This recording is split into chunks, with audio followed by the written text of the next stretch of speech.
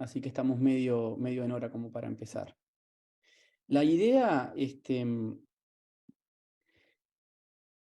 que vayamos analizando la historia y que sobre todo ustedes contesten lo que les parece, lo que harían, lo que les parece desde el punto de vista clínico, y no que yo les repita las cosas, sino que intentemos razonarlo.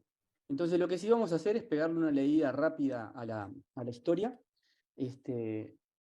Bien, se trata de un paciente de 27 años, sexo masculino, asmático desde la infancia, con un buen control de crisis y sin internaciones en CTI, es decir, con un terreno que es bueno. El día de la consulta se atropellado por automóvil cuando viajaba en automóvil, atropellado por automóvil cuando viajaba en moto sin casco, sale despedido y cae a 2 metros de distancia. El impacto es sobre todo del lado izquierdo. Inicialmente tiene una pérdida de conocimiento de la cual se recupera, quedando algo excitado y parcialmente confuso.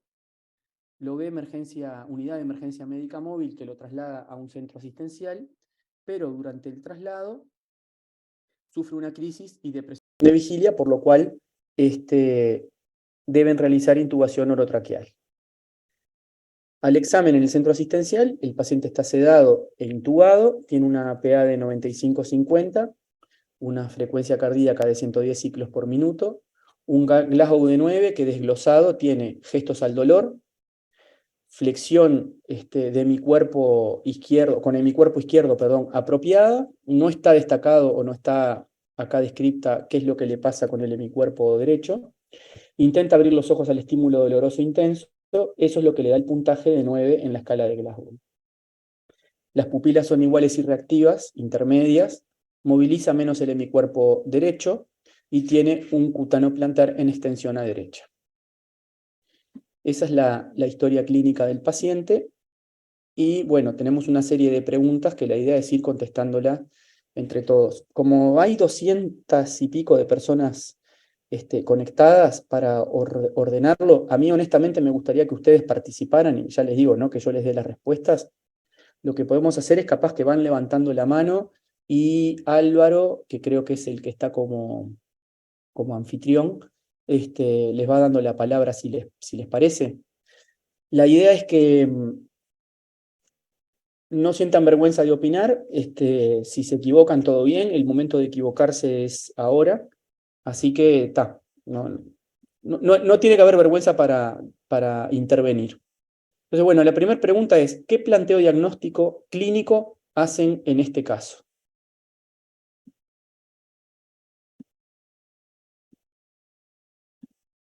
Soy todo oídos. Alguien que se anime. Yo tengo el chat activado, así que pueden también plantear por ahí si les da vergüenza hablar o dar la cara. Igual, Cecilia, o sea, lo que quieras Cecilia. decir, porque nadie se está peleando por la palabra. No, ya veo que no. No, Cecilia, tuya, Héctor. TEC moderado. Bien. Yo Bueno, puse politraumatizado, sí. eso, yo puse politraumatizado grave. Bien. Claro, yo puse lo mismo por presentar alteración de 2 sistemas vitales y que representan un peligro inminente de la vida. Bien. Bien. Bueno, las dos respuestas están bien, pero yo prefiero que digan politrauma. ¿Por qué? Porque eso es lo que ocurre, porque la respuesta de TEC, que es real, que tuvo un trauma de cráneo con pérdida de conocimiento y que por el puntaje en la escala de Glasgow es un trauma de cráneo moderado, los hace enfocarse en el trauma de cráneo. Y lo más importante en este paciente no es el trauma de cráneo. ¿Qué van a decir ustedes? Me ponen un neurocirujano, la presentación se llama trauma de cráneo, ¿qué va a tener? Un trauma de cráneo. Está. El tipo quiere que contesten eso. Bueno, justamente yo no quiero que contesten eso, quiero que contesten politrauma grave.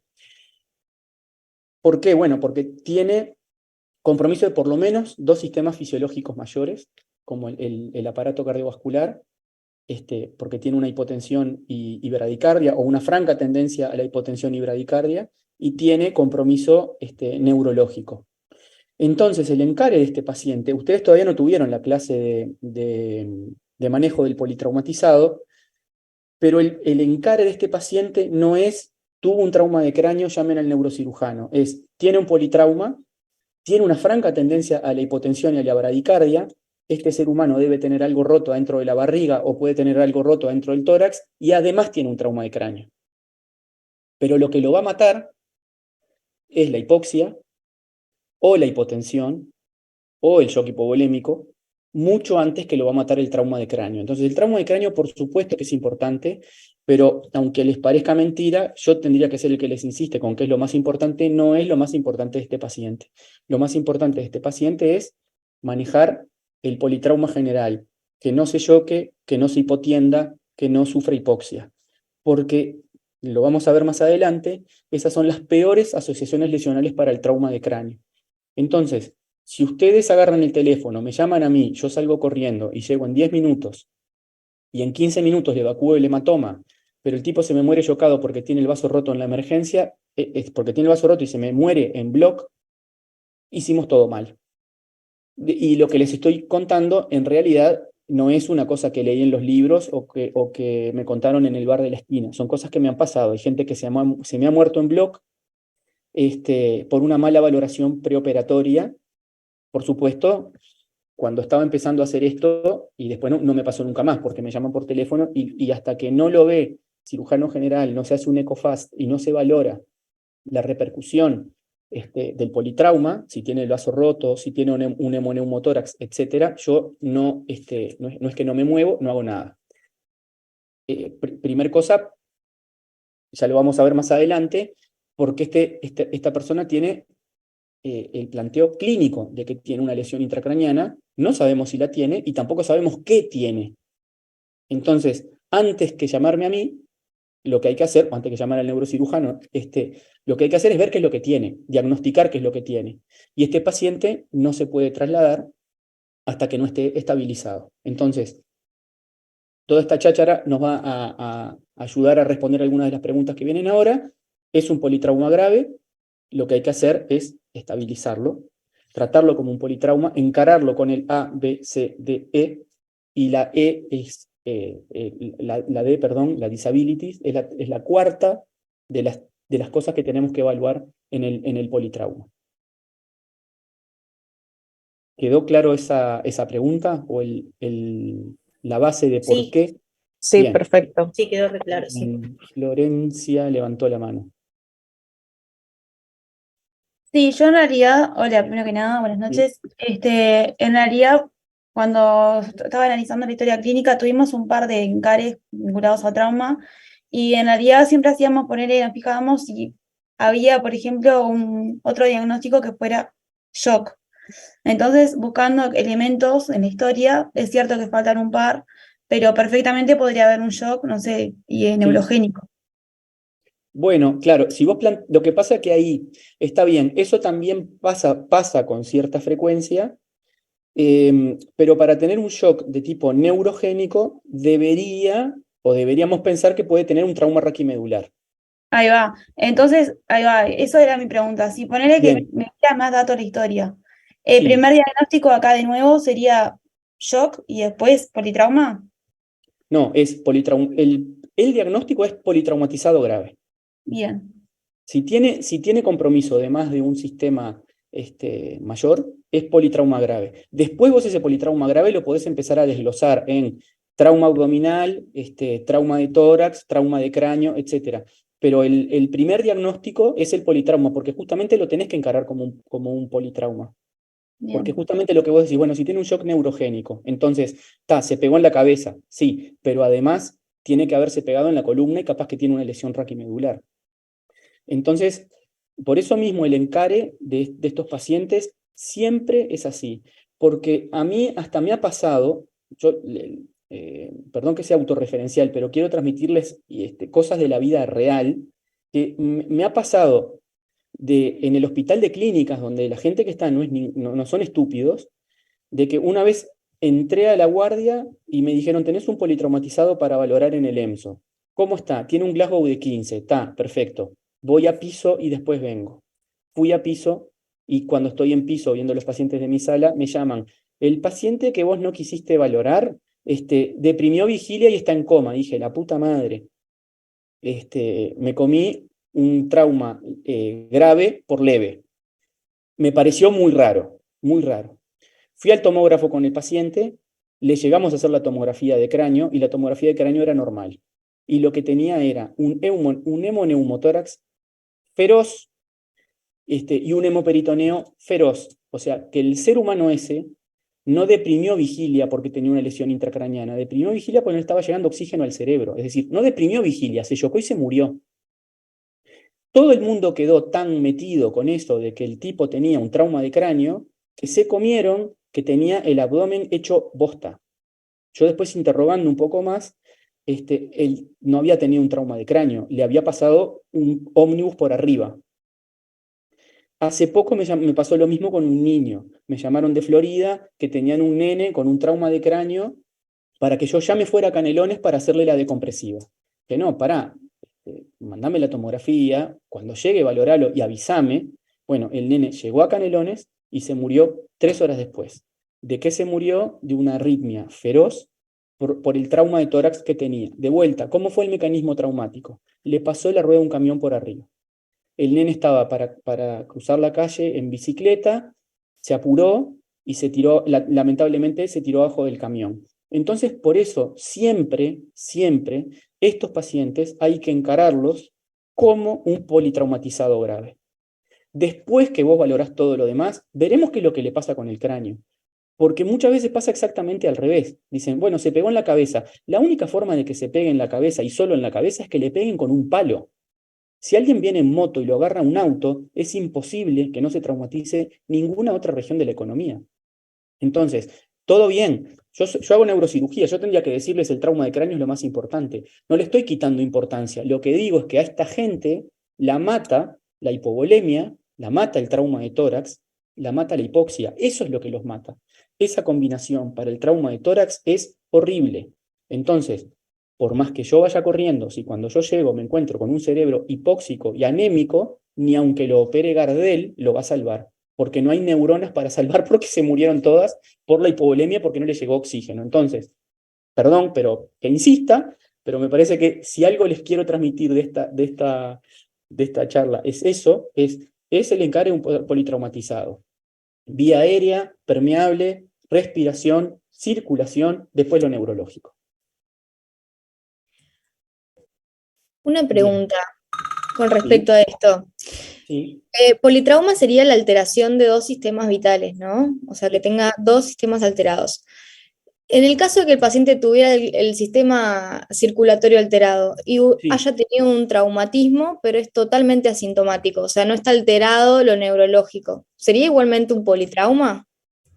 Sí, claro. Lo que pasa que las definiciones a ver, lo que estamos tratando de transmitir siempre son definiciones de libro. Si alguien tiene un traumatismo, le pegan una patada en el vaso, ¿no? Jugando al fútbol, le pegan una patada sin querer y le rompen el vaso. ¿Vos cómo lo encarás eso? O sea, ¿ese tipo se puede morir o no? Sí, Se puede morir. Entonces, vos le dirías, bueno, no sé si es un politrauma porque no entra en la definición. No, o sea, claro. conceptualmente está bien. No lo agarró un camión, no se golpeó en múltiples sistemas vitales, pero ese tipo se puede morir. Entonces, yo a la familia le voy a decir que está grave. En el encare, si vos querés, podés decir que no conforma un politrauma grave porque no tiene afectado más de un sistema mayor ahora. Pero si continúa, los va a tener. Está. No por el trauma. O sea, se anemiza, después tiene insuficiencia renal, después deprime vigilia porque no le llega sangre al cerebro. Entonces, ¿entendés? Si bien la definición del libro dice eso, siempre uno tiene que buscar la forma de entender el paciente, y si yo tuviera que escribirlo, nosotros lo que siempre le decimos a los residentes o a la gente que está encarando la residencia de neurocirugía es, por más que en los papeles, vos por lo que lees, no conforma un politrauma, vos tenés que decir que lo vas a encarar como un politrauma. Obviamente, que te insisto, le pegaron una patada en el hemitórax izquierdo, jugando al fútbol, le rompieron el vaso. Es verdad. no tenés que revisarle la vía aérea a ver si la tiene obstruida, porque no la va a tener, porque no se traumatizó ahí, pero conceptualmente es un paciente grave que tenés que encarar como si fuera un politraumatizado grave. No sé si queda contestada Sí, la- Álvaro, muchas Ah. gracias. Bien. ¿Alguna otra pregunta o aporte? Si no, pasamos a la segunda, que sí, ¿qué diagnóstico clínico puede hacer en lo neurológico con la historia clínica hasta que llega la unidad de emergencia móvil? Y ahí sí, el diagnóstico hasta que llega a la unidad de emergencia móvil es traumatismo encefalocraniano o trauma de cráneo con pérdida de conocimiento, que es lo mismo. Si quieren, lo que le pueden agregar es que hasta que llega la unidad de emergencia móvil, parecería tener un Glasgow de 14, ¿no?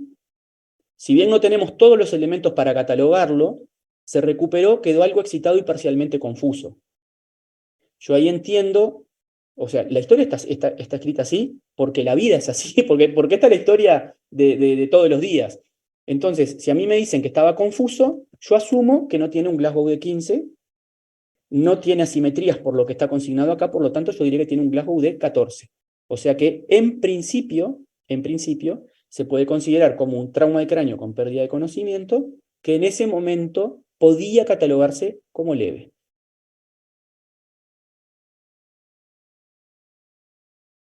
Perfecto. ¿Está? Bien. ¿Qué trascendencia le damos a este diagnóstico?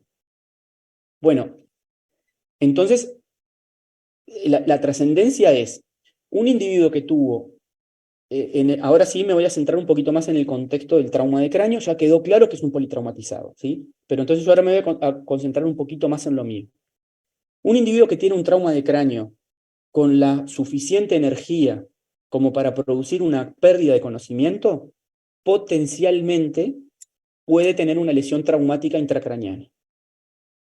Esa es la trascendencia que tiene ese diagnóstico. Por supuesto que si después se recupera la conciencia y logra tener un Glasgow de 15, la chance de que tenga una lesión traumática intracraneana estructural es muy baja, realmente es muy baja, es inferior al 0.5%. O sea que si este muchacho hubiera tenido un trauma de cráneo con pérdida de conocimiento o con amnesia del episodio, que para nosotros la amnesia del episodio es un equivalente a la pérdida de conocimiento. Venía en la moto y lo primero que se acuerda es que está dentro de la ambulancia. Si no hay testigos, lo que tuvo es una pérdida de conocimiento.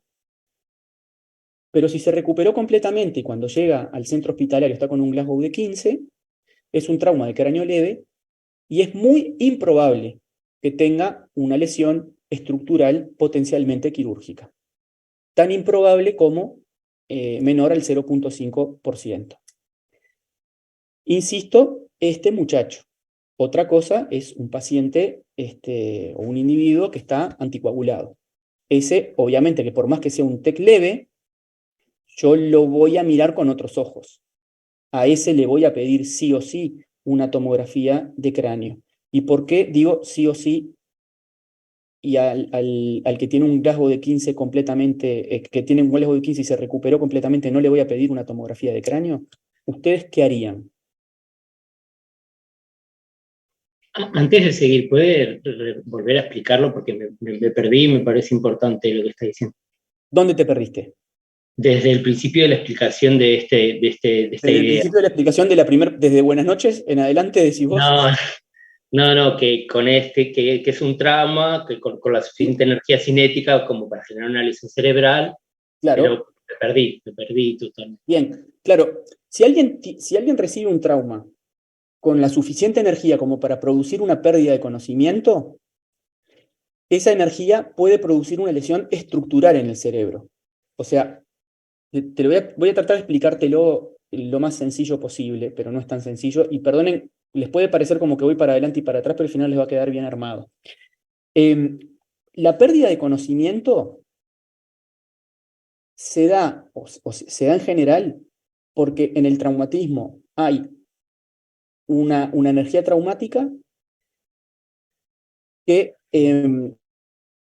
puede producir una lesión mínima a nivel neuronal, que eso genera la liberación de neurotransmisores inhibidores que bloquea la función de la corteza cerebral. Entonces ahí se pierde el conocimiento, digamos.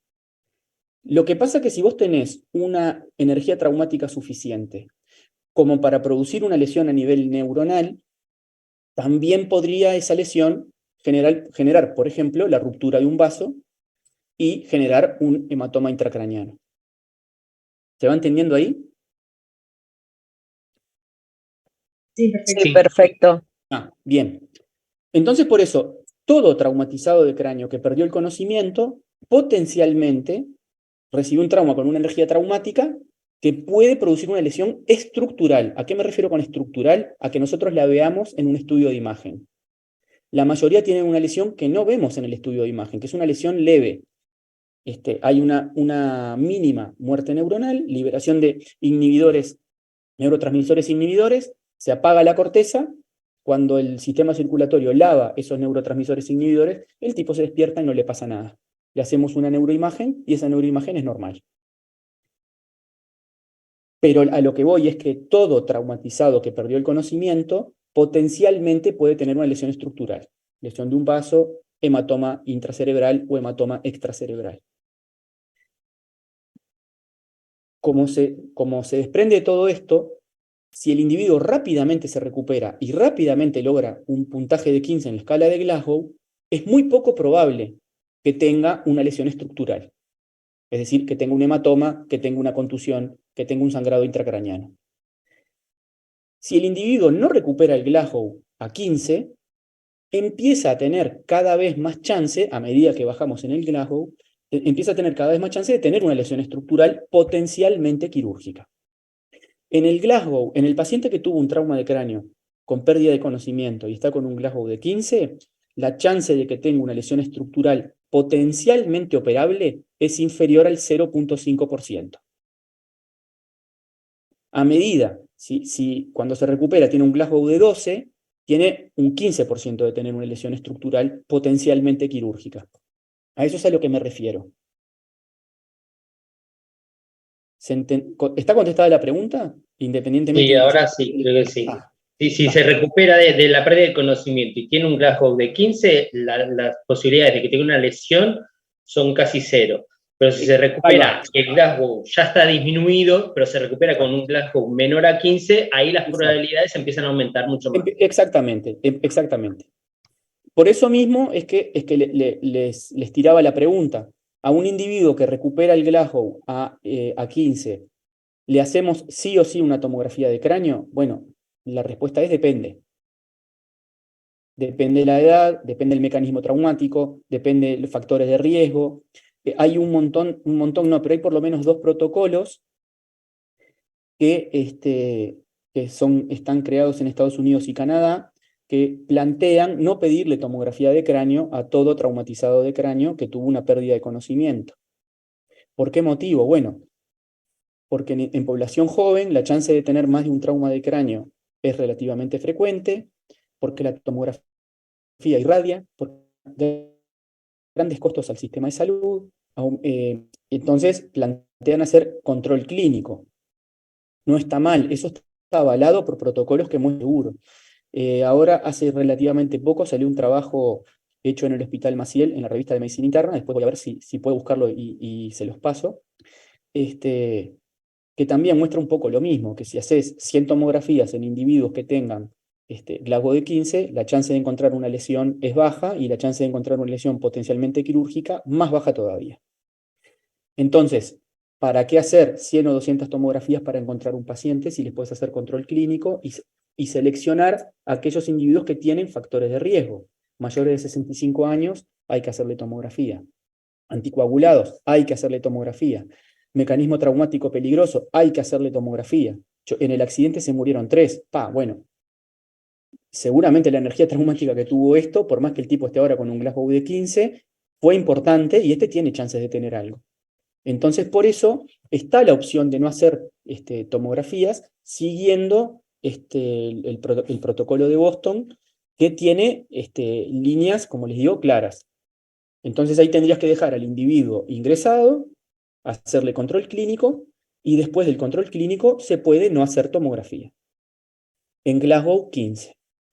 Glasgow inferior a 15, hay que hacer tomografía porque, como les decía, la chance de que tenga una lesión expansiva va aumentando y por lo tanto conviene hacerle tomografía. Pero ¿alguien había levantado la mano y ahora la bajó?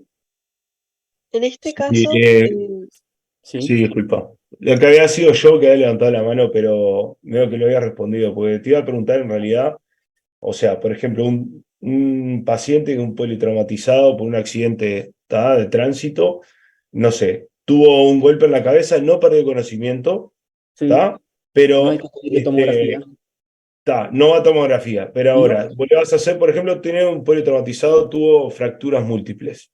sí. En ese posible caso, poner que no se acuerda si se golpeó la cabeza. Vos no te la jugás y le haces Bueno, una está. No, pero tomografía. si el tipo recuerda absolutamente todo, por eso te decía, amnesia del episodio es equivalente a, a pérdida de conocimiento. Claro, Porque porque ¿sabés qué pasa? Mira, yo siempre voy a los ejemplos porque son cosas que no me contaron, que me pasaron. Un día me trajeron para valorar al hospital de clínicas un señor con un trauma de cráneo, fractura en la pierna, para que yo le hiciera una tomografía y le pusiera si estaba o no estaba de alta neuroquirúrgica para operarle la pierna. Cuando interrogué al individuo, el trauma que tuvo venía cruzando la calle entre dos autos. El auto de atrás arrancó y entre los dos autos lo apretaron. Es decir, lo único que le traumatizaron fue la pierna. Lo único. Cuando el señor se apoyó en el piso porque se quebró la pierna, la cabeza golpeó contra el pavimento. Eso no fue un trauma de cráneo. Es decir, el tipo cuando se acostó en el piso porque se fracturó la pierna, la cabeza golpeó en el piso, desde una altura obviamente insignificante, y no perdió el conocimiento. Entonces, es un disparate pedir una tomografía a ese no, claro, señor. en ese sentido sí, ahí yo comparto contigo que no es necesario, pero en un No, politraumatizado, por ejemplo, el mismo ejemplo que te decía, un accidente de moto, por sí. ejemplo, cae y se golpeó la cabeza, por ejemplo, pero Venía, se acuerda del venía episodio. con casco, se acuerda de todo, no le duele Sí, la cabeza, tiene la pierna fracturada. Bueno, la fisiopatología es, seguramente el auto le pegó en la pierna, lo tiró, se debe haber pegado en la cabeza, sí, pero también se pegó en los hombros, y también se pegó en el tórax, y también se pegó en la cadera, porque la gente no se pega en la pierna y en la cabeza y en el resto del cuerpo no. Entonces, claro, para si ser no, igual o sea, una cinemática grande, ¿no? Por ejemplo, porque bueno, viene un auto y lo choca, vuela, sí, cae, se pega en la cabeza con casco, no pierde, o sea, no tiene amnesia del episodio, pero no no tiene corre amnesia el riesgo de poder tener algo, o sea, y por no ejemplo, tiene, hematoma subdural. un tipo de 20 años que no tiene amnesia del episodio, que se acuerda de todo y que se golpeó en la cabeza con casco, ¿no? Está, perfecto. Glasgow 15 se acuerda absolutamente de todo, se pegó en la cabeza, por supuesto. Sí, pero se pegó en la Bárbaro. cabeza mira, trauma de cráneo es esto. Sí, Entonces, sí, sí, claro. mira, me pegué en la cabeza y me acuerdo que yo me pegué así. O sea, ¿tengo riesgo de tener un hematoma? No. Entonces, por eso mismo es que siempre es importantísimo. Miren, no les estoy tomando el pelo. Siempre es importantísimo tener clara la fisiopatología. ¿Te queda la duda de cómo fue el trauma? Bueno, vale la pena pedirle. Ante la duda, vale la pena pedirle. Pero lo que no vale es tomografiar seres humanos de la cabeza hasta los pies que no tienen indicación. Yo creo eso, que uno no está jugando a los valientes. A ver, yo soy macho y por eso, como soy recontra macho, no le pido la tomografía. No, mira, ¿tiene indicación o no tiene indicación? ¿Hay una duda razonable? Pidámosle. Pero si hay una duda razonable, si la historia es clara, la moto le pegó en la pierna, le fracturó la pierna en 3 pedazos, pero el tipo le pegó, se cayó y la cabeza golpeó contra el pavimento, pero con casco, capaz que la energía traumática de la cabeza contra el pavimento es mínima, se acuerda de todo, sí, me caí, me pegué, tengo casco, no me duele la cabeza, a mí no me queda ninguna duda que no le tengo que pedir tomografía de cráneo. Yo te pongo un ejemplo porque le pasó a un conocido, al amigo de un conocido, perdón, de que en realidad, por ejemplo, estaba jugando al fútbol, se golpea la cabeza contra un palo del arco, se ¿Sí? acuerda de todo el episodio, se ¿Sí? acostó a dormir y se murió. Él tenía Glasgow 15, estaba todo bárbaro. Le hicieron, o sea, se fue le hicieron todo lo que sería la anamnesis, el examen físico, todo estaba bien. Se fue a la casa y falleció, y le hicieron después, no sé cómo fue, si hicieron ¿Autopsia? una autopsia así, y tenía un hematoma subdural. Por eso Bueno, te preguntaba. a mí me cuesta creer que estaba asintomático. Asintomático. No, o sea, no tiene Lo por qué más perder probable el es que fuera conocimiento. crónico, ¿no? Lo más probable es que fuera un hematoma subdural crónico a lo largo de los días que le da una cefalea o algo de eso. No, No, claro, no, o pero sea, fue en el día que falleció. O sea, se golpeó, estaba bien, se acostó a dormir y se murió. No se levantó más. Por eso mira, te comentaba que era como que. no, a ver, Esa era mi pero ¿sabés qué duda. pasa? Pero lo que pasa, a ver, en medicina 2 más 2 normalmente es 4, No, no claro. siempre. Yo lo que te dije es que un individuo que tuvo un trauma de cráneo y se recuperó a Glasgow de 15 y está asintomático, tiene menos de 0,5% de Claro, chance de tener una lesión. Ese loco es el 0. El menos de claro, sí, 0,5. sí, entró estaba Entró en perfecto. ese porcentaje, por supuesto, pero es raro, la verdad que es raro que alguien esté completamente asintomático y después se muera.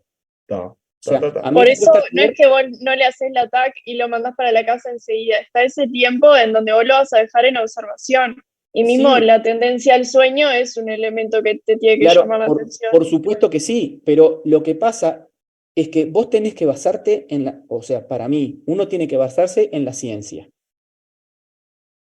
Por supuesto que la medicina no es una ciencia exacta, porque si no, a todo individuo que se le posó una mosca en la cabeza por las dudas que le pasa algo, lo ingreso y lo controlo.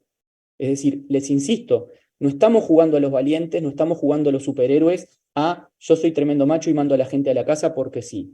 No, mira, tuvo o no tuvo pérdida de conocimiento, tiene síntomas o no tiene síntomas. Ante la duda real, se pegó en la cabeza, tiene cefalea muy intensa. Bueno, no voy a ser tan tarado de mandar a alguien, por más que no perdió el conocimiento, con una cefalea muy intensa a la casa. A ese capaz que lo estudio. Me siento, lo interrogo, lo examino, me fijo cómo es la cefalea. Tiene cefalea en el sitio del trauma y tiene un bruto chichón. Por eso, este, realmente el gesio no calma, no calma, no calma. Bueno, tal, le pido un estudio, pero no pedirle estudios a toda aquella persona que se golpeó la cabeza y que no perdió el conocimiento, porque es una locura. Pero entonces, por eso mismo, si vos consignás en la historia clínica, igual no, la parte legal no me importa si alguien se muere, es un desastre, sin importar las cuestiones legales, pero si vos te sentaste, interrogaste a la persona, no tuvo pérdida de conocimiento, lo dejás consignado, está asintomático, no tiene trastornos de la coagulación, no tiene nada, es decir, no puede tener una lesión intracraniana que después lo mate. O sea, la ciencia dice eso. La tiene, es el menos del 0,1, del 0,5% que lamentablemente tiene una lesión y que te la comiste. Pero si no tuvo pérdida de conocimiento, no creo que sea mandatorio pedir una tomografía.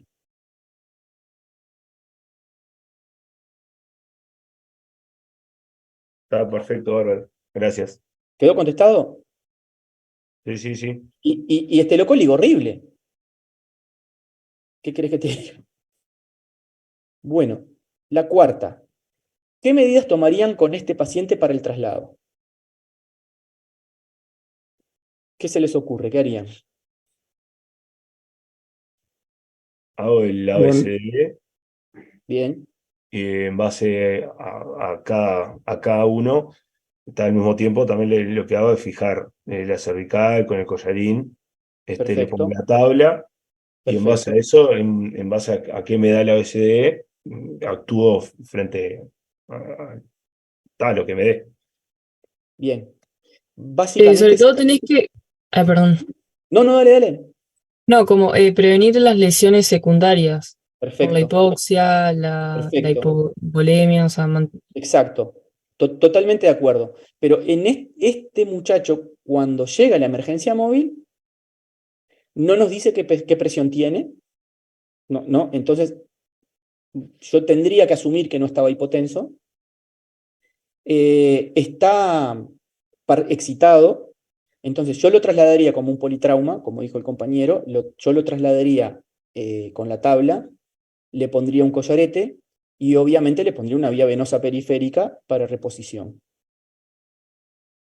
mucha cosa más con los datos que tenemos de la historia inicial, no hay mucha cosa más, ¿no?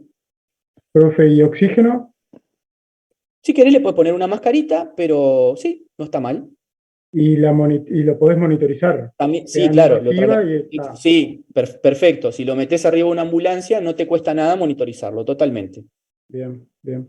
Pero otras maniobras invasivas, no. En el momento, esta pregunta sobre todo iba enfocada a que algún fanático diga, lo tengo que intubar para protegerle la vía aérea. No, con el Glasgow que tiene ahí, no, porque tiene un Glasgow de 14. Yo no lo intubaría en ese momento para protegerle la vía aérea, porque la tiene naturalmente protegida. ¿Le calmo el dolor? Sin dudas. ¿Morfina? Bueno, depende cómo sea el dolor que tiene. Te diría, como siempre, hablas con el paciente, cuánto duele, del 1 al 10, 10 es el peor dolor que tuviste, 0 es nada de dolor, capaz que con AINES lo podés manejar. En este caso que lo intubaron durante el traslado, Y probablemente ahí tenía un Glasgow menor a 8, ¿no? Porque si no sería un error intubarlo en este caso, por más que tenga sí, una claro, crisis y depresión de claro, vigilia. exactamente. ¿Viste? Dice, durante el traslado sufre una crisis y tiene una depresión de vigilia. Ahí es un paciente que cambió. Por eso mismo la pregunta está aclarada. Vos para el traslado tenés que trasladar un individuo que tiene un Glasgow de 14. Cuando lo estás trasladando, tuvo una crisis, depresión de vigilia, seguramente quedó con un Glasgow menor a 8, y ahí lo tuvieron que intubar. El paciente cambió. Es otro paciente diferente. Y en este caso, si le tomaran la PA y tuviera menor a 100, Sí, la presión sistólica, se le comenzaría la reposición con suero fisiológico, ¿no? En principio sí. Con el Sí. objetivo de una PA mayor a 100. Claro, sí. Está. Sí, totalmente. Bien, ¿harían alguna otra cosa? Llamar al centro y avisar que estamos yendo con un paciente de determinadas características. Exacto, que tuvo una crisis y que está con una PA de 90-50. Bien. Profesor, Diga, perdón, Fernando. perdón. Dale. Cuando dice crisis, ¿a qué Sí. se refiere con crisis? Crisis epiléptica. Tiene una convulsión. ¿Con qué perdón, pero ¿cómo lo trato en este momento? La verdad, lo que tenés que hacer es, primero que nada, protegerle la vía aérea. Por lo que dice acá, yo entiendo que fue una crisis corta. Las crisis normalmente las tenés que tratar con benzodiazepinas, pero en el momento que están ocurriendo, yo acá, la verdad es que lo que intentaría hacer es, primero que nada, proteger la vía aérea. Ya le tengo protegida la columna cervical con el collarete. Intentaría protegerle la vía aérea, colocando o una cánula de Mayo. No sé si vieron alguna vez una cánula de Mayo. Es como una boquilla de plástico, digamos, que se mete dentro de la boca y que lo que hace es mantener la boca abierta y un canal para ventilación. Si el individuo se recupera rápidamente, ahí va a estar respirando por sí mismo. La cánula de Mayo lo que hace además es más o menos una cosa así, lleva la lengua para adelante y permite que la vía respiratoria quede permeable. Entonces yo le pondría una cánula de Mayo, mientras intento detener la crisis, veo cómo está. Acá hay preguntas, perdón, si surge alguna pregunta más voy a tratar de contestarla. Le colocaría una cánula de Mayo, espero que pare la crisis, que normalmente son cortas, muchas veces no dan tiempo ni de hacerle ninguna medicación, duran 1 minuto o 2 minutos, la crisis cede, el individuo queda en sopor postcrítico, ventilando no me sale la palabra, bueno, ventilando de forma incorrecta, ahí le colocas la cánula de Mayo y si no recupera rápidamente, se intuba. Lo más importante en ese caso, para mí, es proteger la vía aérea. Bien, gracias. Merece. Bien, esta es Ahora, cortita. si fuera Sí. una crisis que no, digamos, que no cede por sí sola, ahí sí le pones las benzodiazepinas. Sí, claro, por supuesto. Tenés que tratar de que la crisis ceda. Porque mientras el tipo está convulsivando, el diafragma, de la misma forma que se contraen los brazos y las piernas que vos lo estás viendo, le ocurre lo mismo al diafragma, y por lo tanto se altera la ventilación y hacen hipoxia. Entonces, vos querés que la crisis ceda rápidamente. Bien. Bien, ¿qué síndromes neurológicos podemos hacer con esta historia? Un síndrome motor deficitario. Bien, Tenemos a forma de hemiparesia derecha con Babinski perfecto, lateral, lo que constituiría un síndrome piramidal. Un perfecto, síndrome motor irritativo por la crisis epiléptica en el traslado. Y un síndrome de hipertensión endocraniana en vías de descompensación por compromiso de vigilia. perfecto. Eso es lo que hay que hacer. Si bien, obviamente que en este contexto nosotros interpretamos como que la depresión de vigilia, por la potencial gravedad que tiene, la interpretamos como formando parte de un síndrome de hipertensión intracraniana, ¿no? Pero perfectamente la depresión de vigilia puede ser únicamente por la crisis. Y el déficit motor también puede ser por la crisis, porque después que hay una crisis convulsiva, lo digo en criollo, ¿Y de todos? No. la parálisis de todo, exactamente. Exactamente. Digamos que el cerebro gasta mucha energía en la convulsión, consume toda la energía que tiene, y se los explico sencillo, como si fuera panel en escuela, porque yo lo entiendo así. Y entonces pues se queda sin energía como para poder mover el hemicuerpo. Entonces puede ser lo que se llama, lo que dice la compañera, que es una parálisis de todo, una paresia postcrítica. Ahora, en este contexto,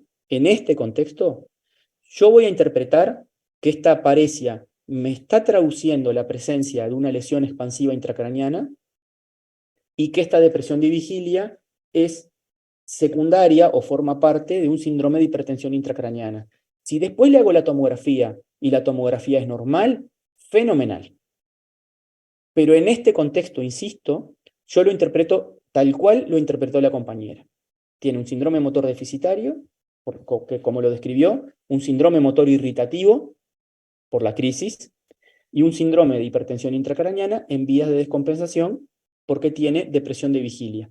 También hay una cosa que es clara, que de vuelta, si nos vamos a lo que dicen los libros o los papeles, un síndrome tiene varios componentes.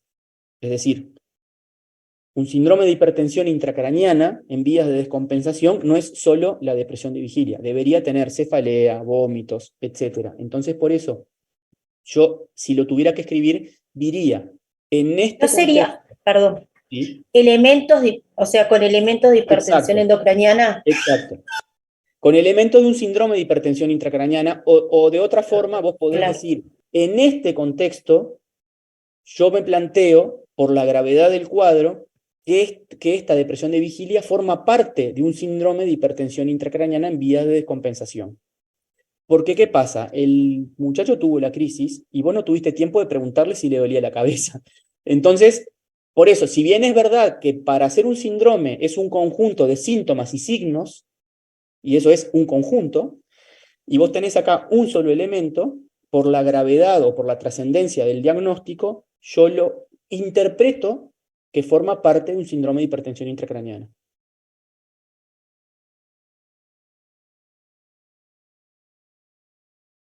Bien, ¿quedó claro? Perfecto. Bien. Bueno, ¿qué estudio paraclínico solicitaría el centro hospitalario? Un ECOFAST Un ECOFAST. para ver las lesiones asociadas. Ah, eso, sí. Después la clasificación sanguínea por la Perfecto. reposición. Perfecto. La crasis, no sé si Perfecto. corresponde, Sí, para ver si hay alguna discrasia, y bueno, la tomografía de cráneo y columna. ahí va. Una pregunta. Y ya que estás un hemograma. Ahí va, yo estoy de acuerdo con mis compañeras también y tengo una pregunta. Yo Sí. también consideré una gasometría, No pero está mal. pero pensando también en las lesiones secundarias, creo Sí. que con atremia creo que formaba parte también de las lesiones, ¿no? Como pronóstico, algo así creo haber leído.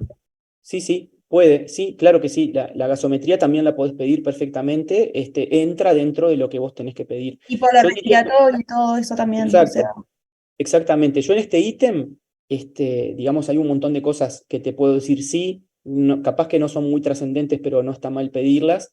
Lo que para mí seguro es que pedirle una ECOFAST, eso no tengo ninguna duda, porque hay que ver si no tiene el vaso roto, recibió el trauma fundamentalmente del lado izquierdo, está con tendencia a la hipotensión y a la taquicardia, clasificación por si hay que reponerlo, hemograma y crasis, un individuo sano, previamente sano, que hoy se traumatiza, vos me podrías decir, bueno, ¿y cómo va a tener una alteración de la crasis? Bueno, la puede tener porque puede tener una coagulopatía por consumo. Cuando tienen sangrados, el sangrado consume factores de la coagulación y entonces pueden hacer después una coagulopatía por consumo. Consumen todo el fibrinógeno y las plaquetas en el hematoma que se está formando a nivel abdominal y pueden tener una discrasia por consumo. Yo lo que agregaría en este paciente, por dos cosas. Primero, si uno mira estrictamente la historia, no hay elementos que nos hagan pensar que puede haber tenido un trauma raquimedular. Pero, nunca llegó a tener un Glasgow de 15, como para poder preguntar correctamente si tiene dolor cervical, si tiene dolor en la movilización del cuello. Es decir, esa semiología de la columna nunca se pudo hacer. Entonces, como yo no tengo ningún elemento semiológico que me permita descartar una lesión raquimedular, yo a este paciente le pido tomografía de cráneo y columna cervical. Porque por algo, nosotros tenemos que intentar ser coherentes. Por algo le pusimos un collarete para trasladarlo. Si cuando nosotros llegamos al centro hospitalario, este paciente tiene un Glasgow de 15, no tiene dolor cervical, moviliza los 4 miembros sin ninguna simetría, le quito el collarete, le pido que movilice el cuello así y no le duele, le pido que haga esto y no le duele, no tiene una lesión de columna cervical y capaz que no lo estudio. En este contexto, nunca tuvimos la oportunidad de valorar desde el punto de vista clínico esta columna cervical. Por lo tanto, para mí hay que estudiarla. En suma, yo le pediría EcoFast, hemograma, crasis, clasificación, tomografía de cráneo, tomografía de columna cervical. Profe, una pregunta. ¿Con esa presión también le pedimos la tomografía? Sí. Lo que no quiere decir que la voy a hacer ya. Ahí va, pero como dice al ingreso, o sea, ¿está bien ponerlo igual? Yo lo que te estoy preguntando acá es, ¿vos qué le pedirías a este individuo? Entonces, Sí, obvio. Sin duda en algún momento la vas a hacer. Claro, o sea, porque uno tiene que tratar de ser coherente. Si vos me estás diciendo, es un politrauma, tuvo una crisis, tiene chance de tener una lesión traumática intracraneana, le tengo que pedir una tomografía, ¿no? Sí. Sí. Otra cosa es cuándo. Es decir, yo se la voy a pedir, pero no lo voy a trasladar al tomógrafo hasta que no le haya hecho el EcoFast, hasta que no vea si tiene lesiones que sean potencialmente más graves, y capaz que si yo le hago un EcoFast y le veo una rotura de vaso, le paso mucho volumen, trato de levantarle la PA, lo llevo al tomógrafo, le hago una pasada rápida por el tomógrafo y me lo llevo a Block a operarle el vaso. Pero antes de llevarlo al tomógrafo yo lo voy a estabilizar, no lo voy a llevar con 80 de sistólica, prefiero subirlo, sacarle el vaso y si tiene una lesión, bueno, la tiene, la diagnosticaré después, pero lo primero es que el paciente no se muera. ¿Cuál es la Ahí va, presión? eso iba a decir, tipo, esto, llevarlo al tomógrafo y eso en algunas realidades es medio complejo.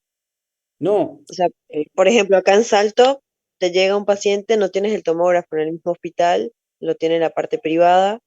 Bueno, entonces, para mandarlo al tomógrafo es como todo un trámite y si pero tiene bueno, rotura de vaso es como medio complicado que lo estabilicen para llevarlo al tomógrafo, para que lo vuelvan a traer, para que después ingrese al bueno, quirófano. bueno, sí, todo lo que vos quieras, pero el politraumatizado, vos lo tenés que valorar como politraumatizado. Lo que pasa es que vos vas teniendo prioridades, digamos.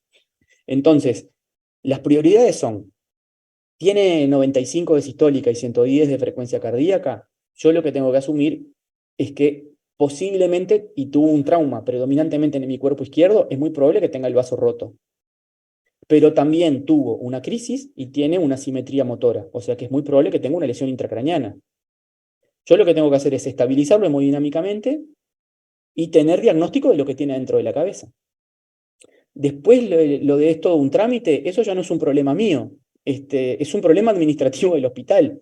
Yo lo que necesito es que ese individuo tenga una presión estable y hacer diagnóstico de lo que tiene. ¿Cómo lo hacemos? Ah, no sé, eso ya es un problema de los demás.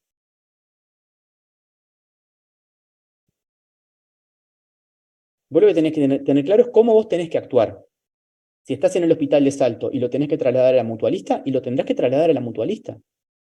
Ahora, no lo podés trasladar a la mutualista con 60 de máxima para hacer el diagnóstico de la lesión intracraneana, porque se te va a morir en el traslado.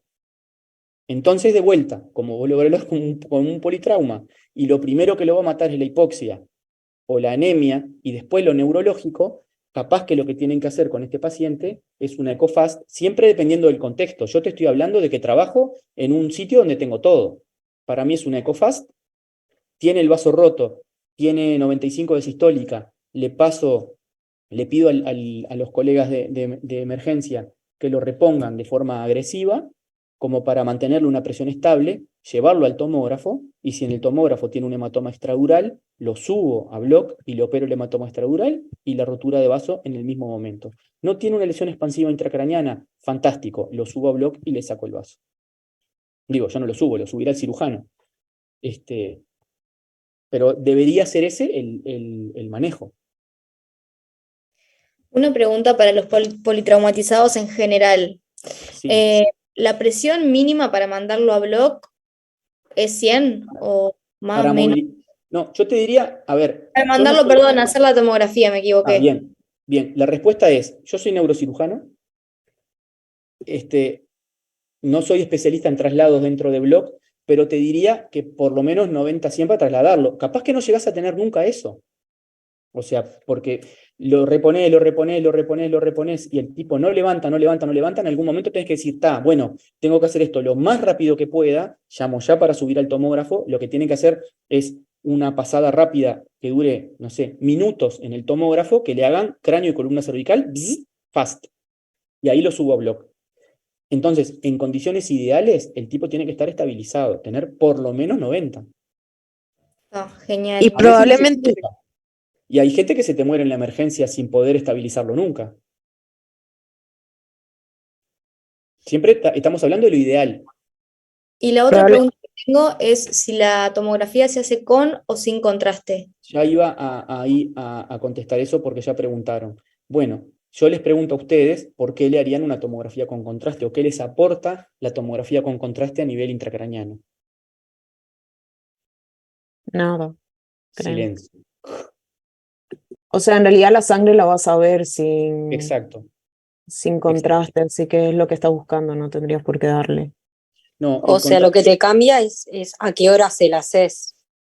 Porque en la urgencia te vas a ver la sangre, pero si la haces después vas a ver si hay un nuevo resangrado, ¿me explico? Mira, en trauma el contraste no es necesario. O sea, yo les pregunté esto para ver si tienen idea de para qué sirve el contraste o cuál es la utilidad del contraste en el cráneo. El contraste no ingresa al cerebro porque el cerebro tiene una cosa que se llama barrera hematoencefálica. Entonces, si yo sospecho que la persona tiene una malformación vascular o un tumor, le voy a pedir una tomografía sin y con contraste. En el contexto de un trauma de cráneo, el contraste no me sirve para nada. Lo único que quiero ver es si tiene un hematoma o no tiene un hematoma. Por tanto, la tomografía es simple, no se solicita con contraste. En definitiva, yo puedo no tener ni idea y pedirle una tomografía sin y con contraste. Y el radiólogo me va a decir, mira flaco, a este tipo le pasó un auto por arriba, el contraste no es necesario, no le voy a hacer con contraste.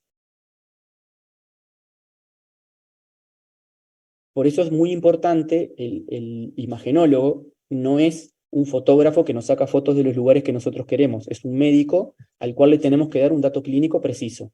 Si el dato clínico es politrauma, trauma de cráneo, depresión de vigilia, descartar lesión traumática intracraneana, el radiólogo no le va a hacer contraste, por más que yo le ponga con contraste, va a decir, pidió el estudio apurado, puso con contraste, no le voy a hacer contraste, punto. Además puedo complicar más, ¿no? Porque puedo hacer una injuria renal o algo de eso, un Claro. paciente que está con tremendo Claro, o sea, un individuo normal difícil que te haga una injuria renal, pero si no lo requerís y no te aporta, ¿para qué hacerlo? Porque para hacerle con contraste, le hacen 2 veces la tomografía. Le hacen una pasada sin contraste, le hacen el contraste, le hacen una segunda pasada con contraste. Este es un traumatizado, yo no quiero perder tiempo, quiero definir si tiene o no tiene una lesión que ponga en riesgo su vida adentro del abdomen, quiero definir si tiene o no tiene una fractura inestable a nivel de la columna cervical, quiero definir si tiene o no tiene una lesión traumática intracraneana que requiera ser evacuada. Punto. Eso es lo que yo quiero, no quiero otra cosa. Por lo tanto, tomografía simple de cráneo y columna cervical. Nothing more. Si bien no es de lo más jerárquico dentro de lo que es Sí. la paraclínica, con lo que refería Flor, si Sí. le pedimos el ionograma para valorar en caso de que haya hiponatremia, que se asocia No pasa- con el edema cerebral. Mira, no pasa nada porque vos lo que vas a hacer es sacarle sangre para crasis y hemograma. En el Claro, papel no, de pones pasada. iono y le pedí lo que quieras, glicemia le podés pedir, que también es la hiperglicemia precoz es un factor de mal pronóstico para el trauma de cráneo. Por supuesto que nadie va a mirar la hiperglicemia para tomar conductas, pero por ejemplo, podés pedir, si querés, iono, glicemia, función renal, le podés pedir todo eso porque es la misma sacada de sangre. No te Bien. cambia O sea, absolutamente no me nada. retrasa No, la no. conducta. No te retrasa en absoluto la conducta, exactamente. Y te puede aportar capaz que mientras lo subiste a blog, llevarle el ionograma al anestesista y que vea si tiene hipernatremia o no. Este individuo lleva muy poco tiempo de evolución, no debería tenerla. Pero bueno, te aporta, no hay problema. Bien, gracias. Merece. Perdón, una consulta. ¿Cuándo fue que dijiste que sí era necesario el contraste en caso de que fuera Bien. con trauma de cráneo o algo así? No, en el contexto del politrauma, en realidad no Ahí necesitas. no. Ahí No. está. Es si vos pensás que una persona tiene, por ejemplo, un sangrado intracraneano secundario a una malformación vascular, el contraste te aporta porque te puede mostrar la malformación vascular. Si tenés un individuo que tiene una clínica progresiva de deterioro, déficit motor, y que si está, este tipo puede tener un tumor intracraneano, la tomografía con contraste te aporta, sin dudas. Pero en el contexto del trauma, no. En cráneo, no.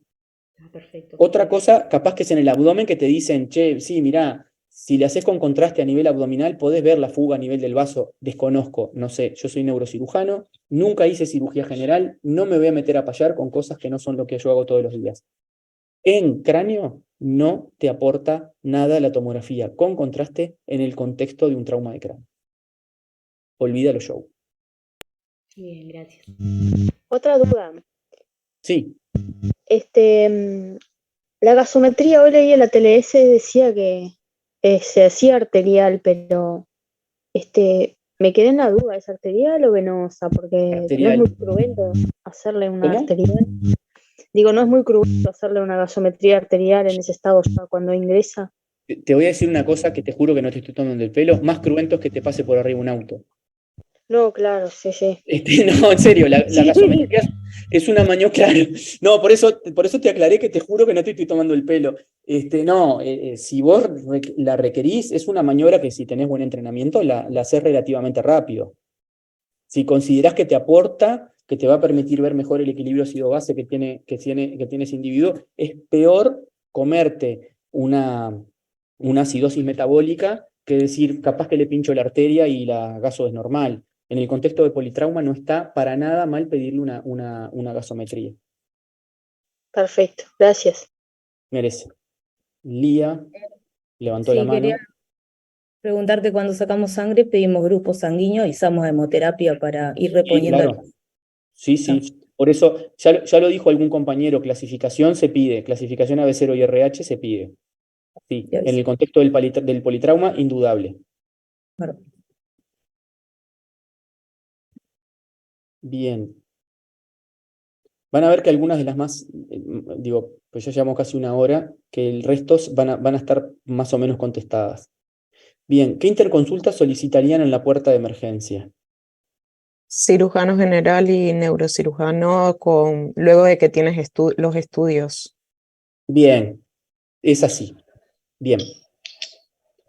Totalmente de acuerdo, no agregaría una palabra más. Después otra cosa es con tomografía normal que no muestra lesiones.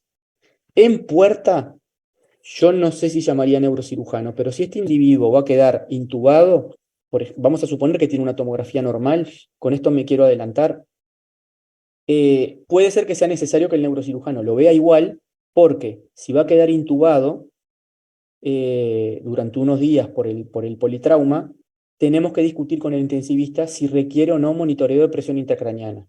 Pero con una tomografía que no muestra lesiones evacuables, en la puerta capaz que no es urgente que uno vaya. Lo que seguro, después que ingrese en el CTI y esté estabilizado, discutiremos si le colocamos o no un monitoreo de presión intracraneana. O sea, el neurocirujano lo tiene que ver, pero en puerta, llamarlo porque ingresó un paciente con un trauma de cráneo, si me llamás, me llegó un trauma de cráneo y tiene PA de 90, me digo, está bárbaro, llámame cuando tengas la tomo y veo, pero no voy a ir ahora a qué, a poner que tiene Glasgow de cuánto. Eso lo debe hacer cualquier médico. Y en un estudio que muestra una lesión intracraneana, no hay duda que voy a ir corriendo a verlo. No tiene lesiones intracraneanas, perfecto, ingresa a los CTI, después que esté en CTI, yo voy, me comunico con el intensivista y entre los dos decidimos si hay que colocarle o no un monitoreo de presión. Disculpen, no oí bien, dijo cirujano general y qué más dijo la compañera. Sí, claro, y neurocirujano. Y el neuro, ¿no? Está. Sí, pero cuando tenés diagnóstico de algo, no es, ¡ay, todos vamos a morir, se golpeó en la cabeza! No, bueno, sí, se golpeó en la cabeza, ¿tiene algo realmente para que yo vea, sí o no? Bien. Esta también es cortita como patada de chancho. Déjame ver. ¿Qué monitoreo clínico haría en lo neurológico? Estas se las digo yo.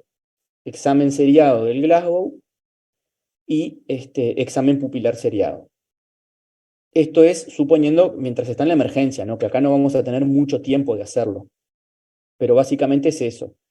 En otro contexto, en un individuo que ingrese con un Glasgow de 15, de 13, el examen reiterado nos puede hacer pesquisar rápidamente el neurodeterioro, que es la caída de 2 puntos en la escala de coma de Glasgow. Entonces, en resumen, no en este paciente que no va a estar mucho tiempo en la emergencia, examen seriado de la escala de coma de Glasgow, examen seriado del tamaño pupilar. Y también del déficit motor, ¿no? Sí, claro. Sí, en este caso sí. Bien, ¿cuáles serían las maniobras médicas básicas que haría usted en el ingreso a puerta? Yo no sé por qué les pregunté eso, porque yo, la verdad, es que como no hago emergencia, pero vieron que lo estamos manejando como si fuera un politrauma. ¿Qué le harían? Se le hace el ABCDE de vuelta, o sea, se evalúa Perfecto, mejor. el ABC secundario, perfecto. Y se repone Eso es lo que hay que inicialmente. hacer. Eso es lo que hay que hacer. Perfecto. Lo que hay que tratar de mantener es hacer reposición hidroelectrolítica para tener una buena presión de perfusión cerebral y hacer el ABC secundario. Que ahí lo haces con un poco más, digamos, ves que el tubo esté bien colocado, que el tubo no esté colocado en el esófago, que esté colocado en la vía aérea, que ventile los dos campos, en fin. Eso que dijeron es lo que hay que hacer. Lo que puse es que la reposición es en bolo mientras se esperan los hemoderivados. O sea, con pequeñas cantidades en bolo mientras esperan los hemoderivados.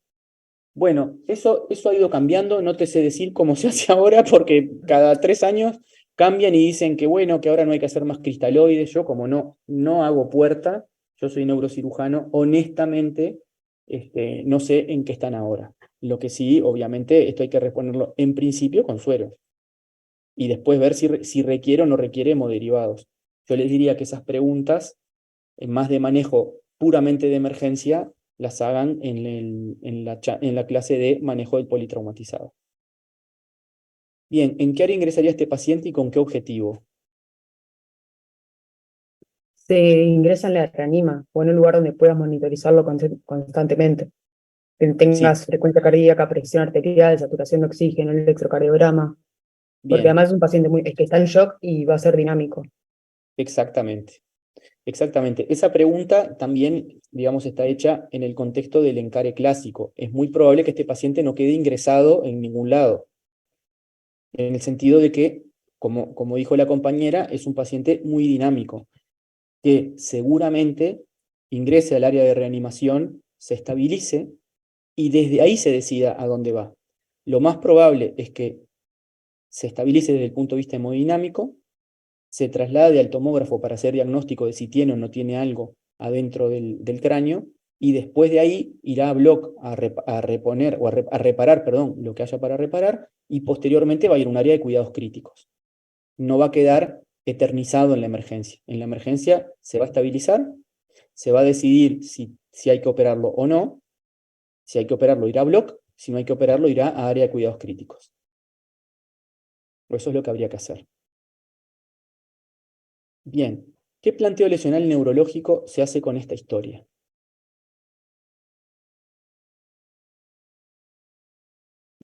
Proceso expansivo intracraniano de origen traumático. Perfecto. Esas son las palabras mágicas porque es lo único que hay que decir. ¿Cómo fundamentarlo? Bueno, es un paciente que tuvo un trauma de cráneo, que no recuperó correctamente la conciencia y que en diferido instala un síndrome de hipertensión intracraniana en vías de descompensación. Eso nos tiene que hacer pensar en el desarrollo progresivo de un proceso expansivo intracraniano, en este caso traumático. Punto. Eso es lo que hay que contestar. ¿Dudas con respecto a eso? Pregunta, ¿Sí? porque yo contesté otra cosa, pero en realidad como me Bueno. leí la guía ATLS Que y sí. lo clasifiqué como una lesión craneoencefálica focal, pero No está capaz que mal. no es lo que estaba preguntando esta pregunta en particular. No está mal. No está mal. Estás diciendo lo mismo con otras palabras. Ah. Sí, es correcto eso. En la jerga uruguaya, digamos, vos cuando tenés síntomas neurológicos de instalación progresiva, lo que haces es el planteo inicial de proceso expansivo intracraniano, cuando es progresivo. Cuando es brusco, no en este caso que el tipo lo agarra una moto, por favor, ¿no? Pero cuando tiene sintomatología neurológica de instalación brusca, lo que planteas es que tiene una ACV. Cuando tiene sintomatología neurológica de instalación progresiva, haces el diagnóstico de proceso expansivo intracraniano. Obviamente, si tiene el antecedente del trauma, proceso expansivo intracraniano traumático. Tiene antecedente de un proceso infeccioso en algún lugar, bueno, puede ser un proceso expansivo de tipo infeccioso. No tiene ningún antecedente, debe ser un proceso expansivo de tipo tumoral. En este caso, es clarísimo que es un proceso expansivo intracraniano de tipo traumático. Y el nosológico vendría a ser, dentro de los procesos expansivos intracranianos o las lesiones traumáticas focales que puede tener un ser humano, ¿cuál les parece más probable? Porque puede tener cualquier cosa, pero más probable. Una hemorragia intracerebral por la contusión. Bien. Yo pensaría en otra cosa, pero eso no está mal. ¿Un hematoma es extradural? Bueno, la lesión clásica que tiene un intervalo lúcido es el hematoma extradural. Esa es la lesión clásica. Trauma de cráneo, intervalo lúcido, depresión de vigilia, hematoma extradural. También puede ser lo que dijo el compañero. Eso lo vemos con cierta frecuencia también, que lo que puede ocurrir es que en el momento del trauma se genera una contusión intraparenquimatosa, es decir, un pequeño hematoma intracerebral, y que ese hematoma intracerebral aumenta de tamaño con el correr de las horas, y es lo que tiene el paciente. La verdad es que, en general, cuando la evolución es en pocos minutos, en 30 minutos, ponele, no sé, en una hora, uno piensa más que es un hematoma extradural. Cuando la evolución es un poco más prolongada, en más horas, es que ahí uno piensa que puede ser una contusión. Los dos diagnósticos son correctos. Yo me inclinaría más a pensar que tenga un hematoma extradural. Como siempre, y como siempre hacíamos, como yo siempre ponía en los encares para la residencia, primer planteo, hematoma extradural. Diagnósticos diferenciales, el más importante o el más posible, en este caso, la contusión intraparenquimatosa, el hematoma intraparenquimatoso, el hematoma subdural agudo, que no es la evolución habitual, o la combinación de estas lesiones. Vos vas a hacer el diagnóstico de esto con la tomografía. El planteo clínico inicial es el de hematoma extradural. Si plantean una contusión, a mí también me parece correcto. Epidural sinónimo de extradural. Sí. Perfecto. Sí, es lo mismo. Bien. ¿Qué diagnósticos diferentes? Perdón, haga un breve planteo fisiopatológico para explicar su respuesta de la pregunta 11. Ya la contestamos, ¿no? Faltó una, profe, del planteo ¿Cuál? nosológico. El nosológico es el de hematoma extradural. Ah, perfecto.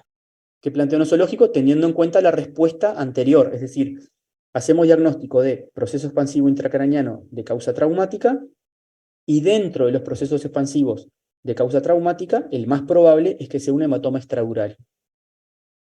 Entonces, ¿cuál sería un breve planteo fisiopatológico para explicar la respuesta de la pregunta 11? Es lo que les dije, la instalación rápidamente progresiva de síntomas y signos neurológicos luego de un trauma de cráneo. O sea, si uno quisiera contestarlo con 2 palabras, es ese. Bien, ¿qué diagnósticos diferenciales plantearían lo nosológico? La acabamos de contestar.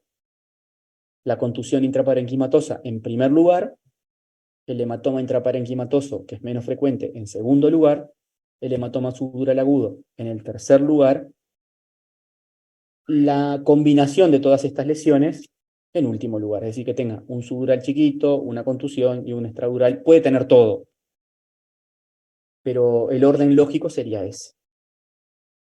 Bien, ¿qué asociaciones lesionales debería descartar? Perdón, ¿podés repetir el orden del anterior que me perdí? Sí, en este caso puntual, el orden, a mi entender, sería diagnóstico positivo, positivo no nosológico, hematoma extradural. Segundo lugar, o en primer lugar de los diferenciales, la contusión intraparenquimatosa, que la contusión es un foquito de sangrado, o múltiples foquitos de sangrado. El hematoma intraparenquimatoso, que es menos frecuente, pero el hematoma es como una gran contusión o la confluencia de múltiples contusiones. Y después, más alejado todavía, el hematoma subdural. O al final, que tenga la combinación de estas lesiones, que tenga una contusión chiquita, un extradural más grande, una laminita subdural, puede tenerlo todo junto.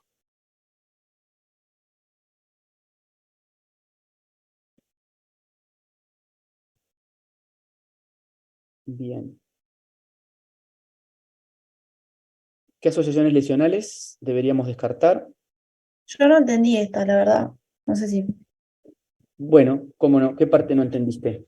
Y la O explicamos. sea, ¿a qué se refiere? Si se refiere a de repente la combinación de lesiones secundarias.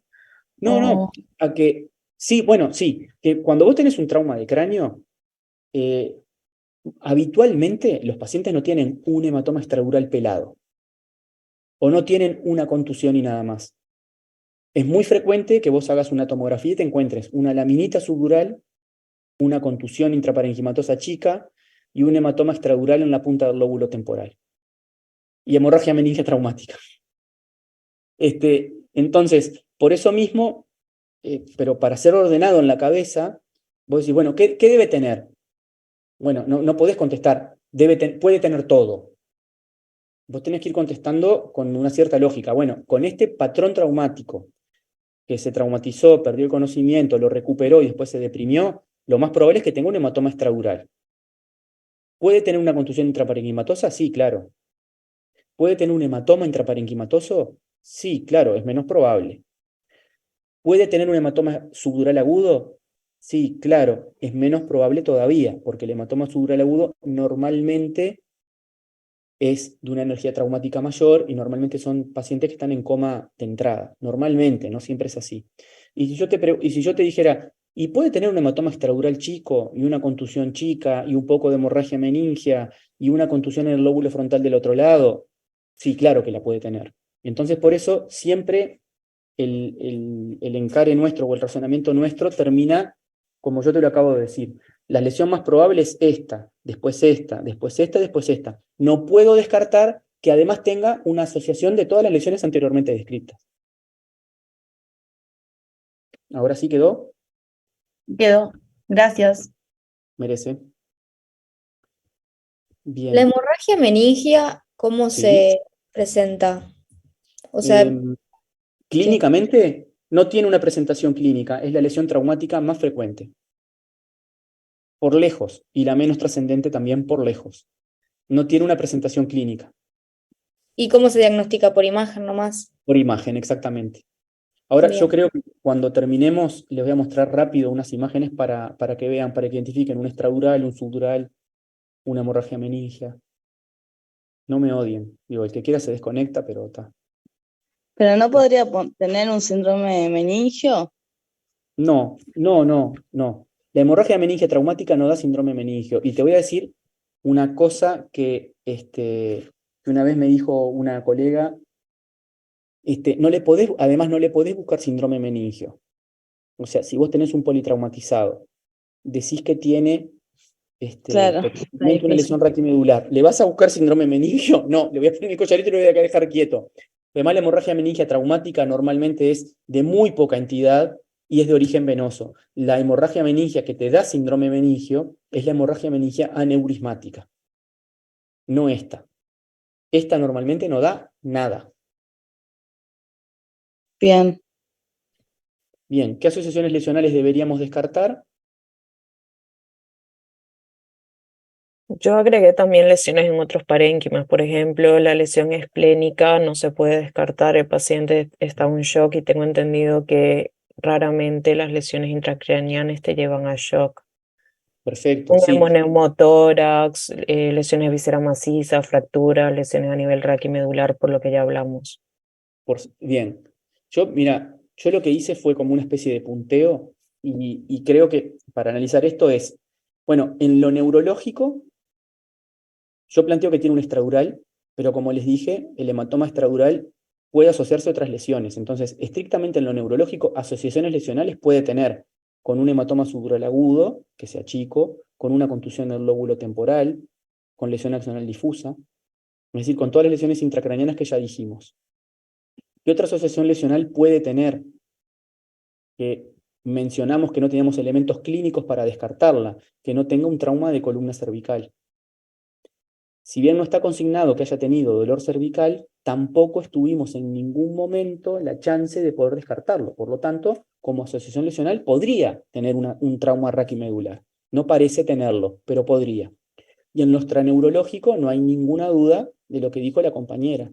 Tenemos que descartar que no tenga un trauma de tórax, un trauma abdominal con una rotura de vaso, porque tanto el trauma de tórax como el trauma abdominal grave son la peor asociación lesional para el cerebro. La hipotensión y la hipoxia son la peor combinación para el trauma de cráneo. Es lo que dispara la mortalidad en el trauma de cráneo. Este paciente lo que tiene es hipotensión y taquicardia, o tendencia a la hipotensión y taquicardia. El impacto fue del lado izquierdo. Lo que hay que descartar es que no tenga un hemoneumotórax en la base izquierda o que no tenga una rotura de vaso.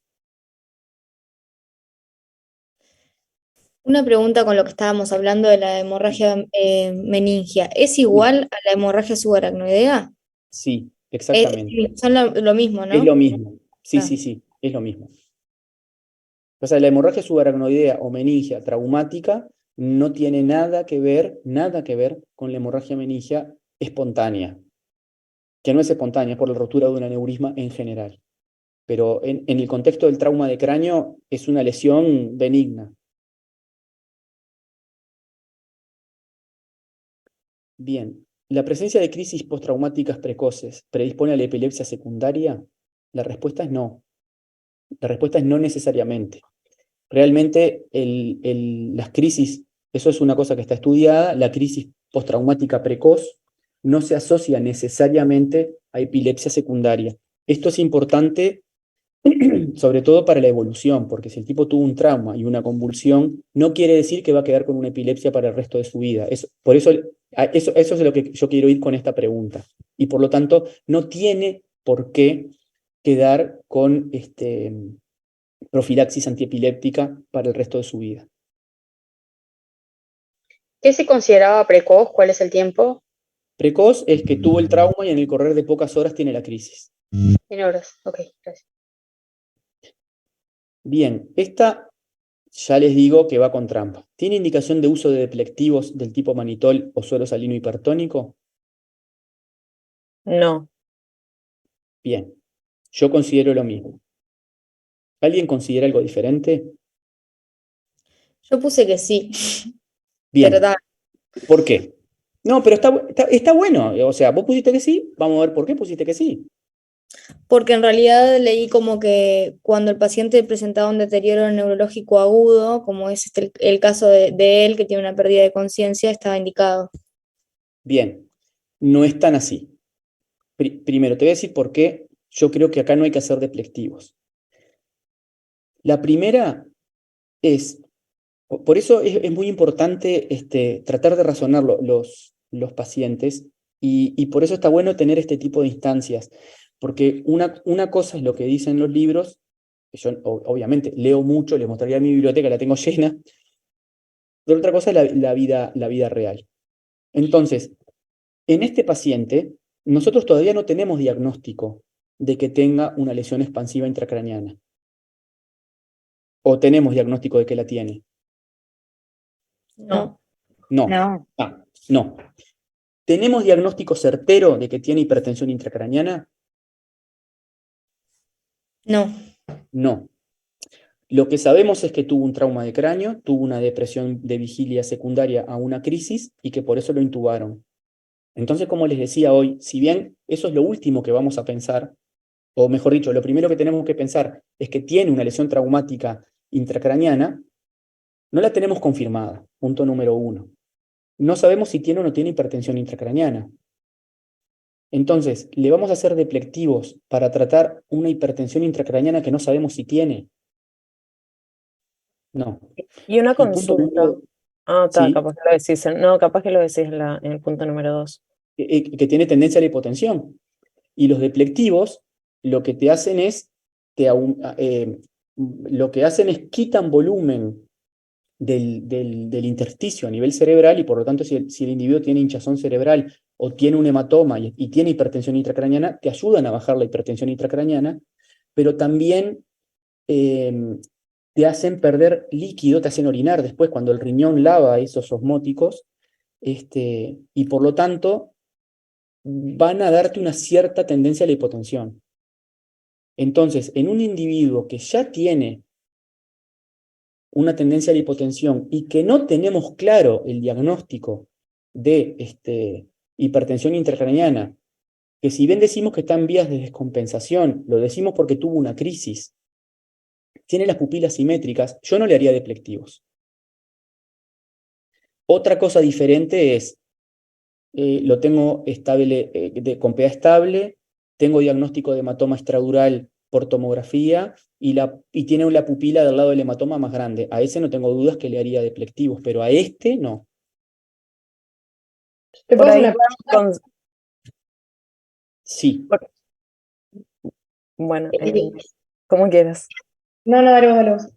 Por ahí va mi consulta. En realidad estaría indicado, más allá de todo lo que hablamos de normotensión, etcétera, sería hipertensión endocraniana, pero cuando está descompensada, ¿no? Exacto. O sea, en vías de descompensación no tendrías por qué iniciárselo, ¿o sí? No, y tampoco en el contexto de que tiene una franca tendencia a la hipotensión. Claro, eso sí, eso quedó claro. Claro, y que tampoco tenés la lesión diagnosticada, es decir, Sí, eso. O Ok. sea, porque yo no quiero, digamos, borrar con el codo lo escrito con la mano. Les digo que en este contexto nosotros tenemos que pensar que sí que tiene una lesión traumática intracraneana, pero no la tenés diagnosticada y tampoco tenés diagnosticado que tenga hipertensión intracraneana, entonces no tiene indicación per se. Está bien pensarlo, pero no tiene indicación per se. Gracias. Igual una consulta iba a hacer, porque además tendrías como medidas, porque tenés como para el manejo igual si tuvieras hipertensión, tenés como medidas de manejo general tener en cuenta esos factores, el resto de los factores como la ventilación y todo, que es lo que estuviste comentando un poco, que eso después del tratamiento con mannitol, que son medidas más específicas, las haría después, como agregando a lo que estabas hablando. No, claro, por eso, o sea, primero, claro, por eso yo intenté hacer la respuesta lo más puntual posible con respecto a cómo estaba planteada la pregunta, pero no hay ninguna duda, lo que decís vos es correcto. La primer maniobra o la primer medida para tratar la hipertensión intracraniana es mantener la cabeza alineada. Cuando la cabeza está así, vos podés comprimir los ejes yugulares. La compresión de un eje yugular puede dificultar el retorno venoso intracraniano, eso aumenta la presión intracraniana. Entonces, la primera medida es mantener la cabeza alineada. Segunda medida, elevar la cabeza a 35 grados. Eso mejora el retorno venoso, mejora la presión intracraniana. Con esas dos medidas ya estás ganando un montón. Después podés ver si hay que hiperventilarlo o no en base a la gasometría. Y después vendría la colocación de deplectivos, en caso de que tuviera hipertensión intracraniana diagnosticada, que no lo tenemos. Entonces lo que dice la compañera es correcto. Acá la respuesta para no hacer deplectivos, para mí, está antes que eso, que es, tiene tendencia a la hipotensión y no tenés hipertensión intracraniana descompensada diagnosticada. Por lo tanto, indicación de deplectivos en principio no tendrías. Descompensada sería con vómitos en chorro. No, la pupila. Con la pupila. Sí. Compensadas cuando tenés cefaleas. Una consulta un poco teórica en realidad, porque había leído una consulta por algo teórico en realidad que había leído, que hipotéticamente que este paciente se hubiese confirmado la hipertensión endocraniana y que le fueras a dar deplectivos. Había leído que en hipotenso sí no se daba mannitol, pero sí se podía dar suero salino hipertónico. ¿Eso está bien o no? Sí, claro, porque te genera menor efecto arrastre. Bárbaro, era esa la duda, gracias. Sí, totalmente de acuerdo. De hecho, cada vez se usa menos el mannitol. Cuando me dijiste lo de las pupilas dilatadas, ¿te referís a con ecografía la vaina del nervio óptico o mismo las pupilas? No. Le haces así, le levantás los párpados y le mirás las pupilas. Está. Tiene la pupila izquierda chiquita, la pupila derecha dilatada, eso es una hipertensión intracraniana descompensada. A ese le hago deplectivos. ¿Qué pasa en los pacientes en donde tengo un aumento de la presión intracraniana? Veo que la tengo que bajar porque, bueno, pone la simetría de pupilas, pero está hipotenso. Porque leí por ahí que no tenían tanta eficacia cuando el paciente está hipotenso. No, claro. Lo surto de líquido lo más que puedo y después le hago los deplectivos. Trato de mejorarle APA y después le hago los deplectivos. Está bien. Bien, ¿cuáles son las asociaciones lesionales que marcan peor pronóstico en el TEC? Ya está contestada, la hipoxia y la hipotensión. ¿Qué pronóstico vital podemos plantear? Ya estamos llegando al final. El inmediato es grave, porque es un paciente que está en shock. Exacto, exactamente. En lo inmediato es grave. Yo, la forma elegante que encuentro siempre de contestar esto es, en lo inmediato es grave, pero depende en gran medida de las asociaciones lesionales y de la corrección de las mismas. Por ejemplo, Claro, sí, decime. Eso no sería ya el vital alejado, por decirlo de una manera, o sea, que está supeditado a como... No, el vital inmediato está supeditado a las asociaciones lesionales.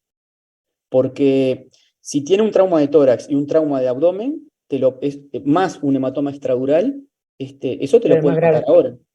Ahora, vos le haces la EcoFast y en realidad no tiene roto el vaso, no tiene nada dentro del tórax, estamos frente a un hematoma extradural puro. Entonces ahí es bueno. O sea, bueno. No, claro. Uno nunca le dice a la familia, sacamos la lotería, señora, tiene un hematoma extradural puro y le va a ir fantástico. No, mira, no, obvio que no. Claro, está en coma, lo tuvieron que intubar. Capaz que durante la crisis se aspiró y capaz que termina desarrollando una neumonía por aspiración en el CTI y se termina muriendo séptico. Entonces vos nunca le vas a decir, no, bueno, ahora como no tiene tal cosa está bárbaro. O sea, el pronóstico vital de este paciente es grave, punto. Pero la verdad es que es diferente. Si tiene el vaso roto, así no lo tiene. Si tiene un extradural, así no lo tiene. ¿No? Cuando yo estudiaba para la residencia, me acuerdo que había un verso que nosotros teníamos que poner prácticamente como si fuera un mantra, que es: no debería morir ningún individuo con un hematoma extradural puro. La calidad de atención, o sea, la mortalidad en un hematoma extradural puro marca la calidad de atención de un sistema. Si vos tenés alguien que se muere de un extradural puro, es que algo se hizo mal. Se demoró un traslado, se demoró un estudio, se demoró un diagnóstico, se demoró una cirugía. Entonces, por eso, para mí, la respuesta es esa, mirá, yo lo que le diría a la familia: tiene un pronóstico vital grave, se puede morir de esto, pero la verdad es que eso cambia o puede cambiar según la asociación de lesiones que tenga. Tiene un trauma de tórax grave, yo le evacúo el hematoma extradural y capaz que tiene una hipoxia feroz y el cerebro le queda frito por la hipoxia porque tiene un trauma de tórax inmanejable.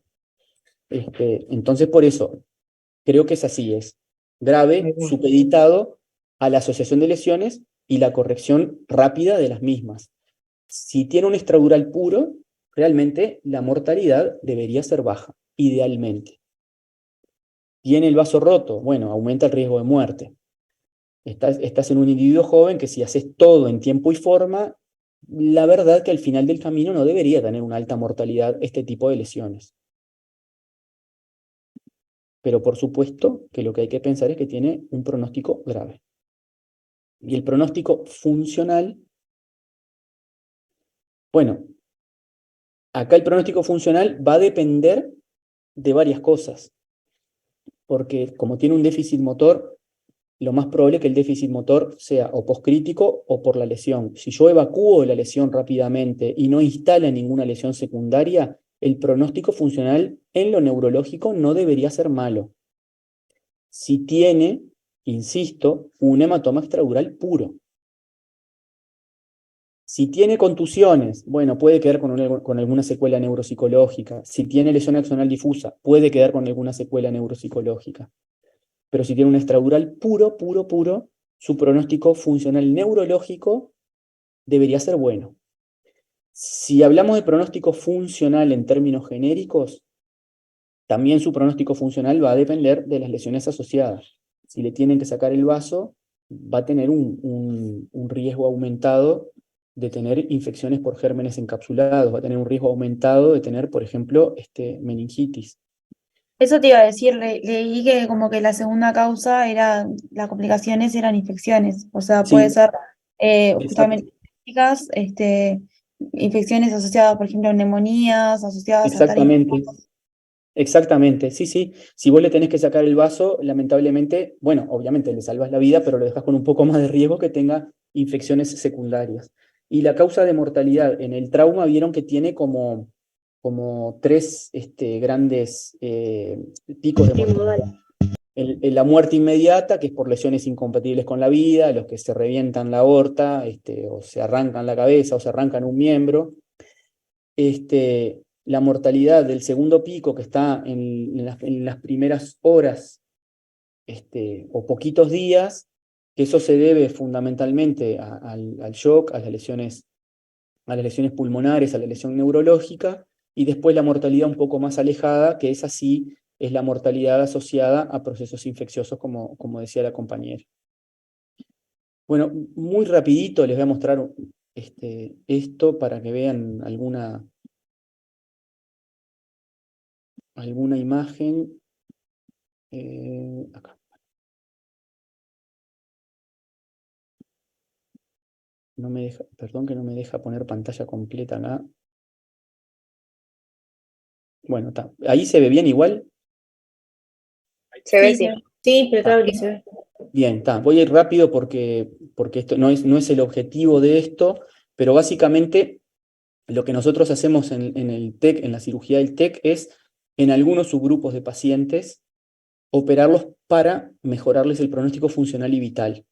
¿Cómo lo hacemos? Bueno, básicamente, la verdad que en trauma no se hace mucha cosa más que evacuar las lesiones que generan hipertensión intracraneana y que por eso mismo, al generar hipertensión intracraneana, pueden generar daño secundario. Vieron que hablamos de que es importante mantenerles una buena presión de perfusión cerebral. Bueno, la presión de perfusión cerebral resulta de la resta de la presión arterial y la PIC. Entonces, un individuo que tiene una baja en la presión arterial y un aumento de la PIC tiene claramente una baja en la presión de perfusión cerebral. Entonces ahí lo que va a pasar es que hay zonas del cerebro que van a quedar poco perfundidas, van a empezar a sufrir y pueden aparecer lesiones isquémicas secundarias. Por eso, tan importante como evacuar una lesión es el mantener una buena PA que le mantenga una buena presión de perfusión cerebral y que esa PA llegue con glóbulos rojos que tienen oxígeno. Entonces, ¿cuándo operarlo? Bueno, cuando tenemos lesiones evacuables, obviamente, o hipertensión intracraneana mantenida, aunque no tenga lesiones intracraneanas evacuables. Obviamente que en el primer caso lo que hacemos es evacuar las lesiones y en el segundo caso lo que hacemos es lo que se llama una craniectomía descompresiva. Es decir, no tiene lesiones evacuables, pero tiene hipertensión intracraneana por hinchazón cerebral. Lo que hacemos es quitar una parte del cráneo, aumentar o expandir la dura madre y permitir que el cerebro se hinche hacia afuera, digamos, y no que la hinchazón comprima, la hinchazón de las zonas afectadas comprima las zonas normales y comprometa el flujo del resto del cerebro.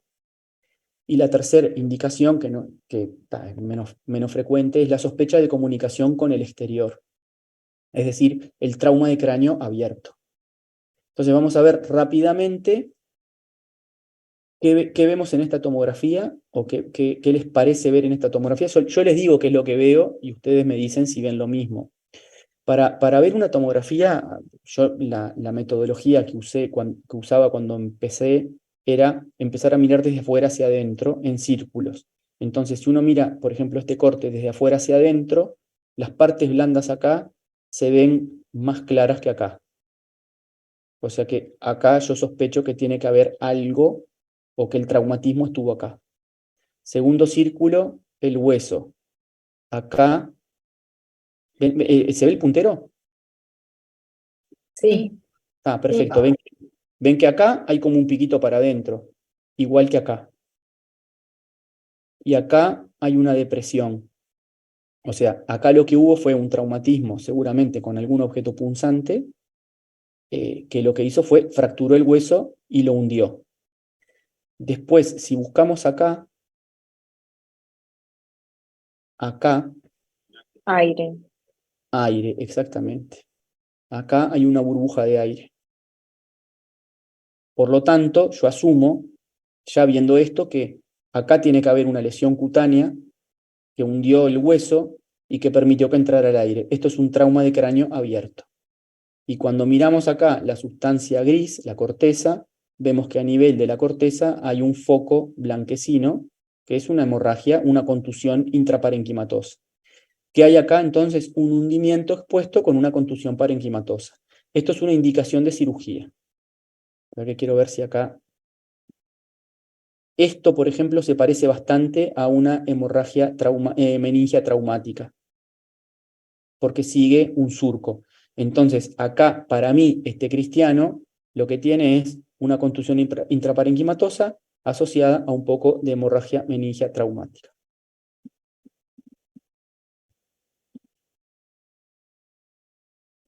En la ventana ósea se ve bastante más claro acá el hundimiento. Se ve acá como las partes blandas de esta región están más gruesas que acá. Por lo tanto, es un hundimiento expuesto. Esta es la lesión que tenía el individuo en la piel. Obviamente que a través de esta lesión en la piel hay una comunicación con el contenido intracraneano. O sea que esa sería la indicación por sospecha, en este caso, más que sospecha, es una constatación de que hay una lesión, una continuidad lesional entre los planos superficiales y el interior del cráneo. En esta tomografía, también sin dato clínico, si uno mira de afuera hacia adentro, las partes blandas no parecen tener gran cosa, el hueso no parece tener gran cosa. Cuando miro acá, se ve una colección acá, y acá, y acá. Y cuando miramos acá, todo el sistema ventricular está remangado para el otro lado, la línea media estaría acá, y lo que tengo son todas las estructuras de la línea media desplazadas para el otro lado. Claramente acá hay una colección frontoparietal a izquierda que tiene forma de semiluna. Eso es un hematoma subdural agudo. Yo en este caso puntual, ven lo que les decía de asociaciones lesionales, esto que está acá, a mí me parece que es una pequeña contusión intraparenquimatosa. Por supuesto que esta mínima contusión intraparenquimatosa no es el problema. El problema es este brutal hematoma subdural agudo, que está acá. Entonces, a lo que iba es que en este caso tenemos una asociación lesional. Hematoma subdural agudo, una mínima contusión, y acá, lo que tenemos, y acá, es un poquitito de sangre intraventricular. Ahí, ¿sí? Acá, acá, y ahí. Por supuesto, les insisto que el problema de este ser humano no es el sangrado intraventricular, ni esta contusión, ni este puntito que está acá, que puede ser también otra mínima contusión. Pero como les decía hoy, esto es una asociación lesional, tiene un subdural agudo, más hemorragia intraventricular, más contusiones parenquimatosas chicas, mínimas. Bien. ¿Fue quedando claro? Sí. Sí, bien, bien, me alegro mucho. En este caso es un trauma difuso, y acá, por ejemplo, lo que tenemos, así se ve la hemorragia meningea o la hemorragia subaracnoidea. ¿Ven? Esto que está acá, que es un surco cerebral, se ve blanco.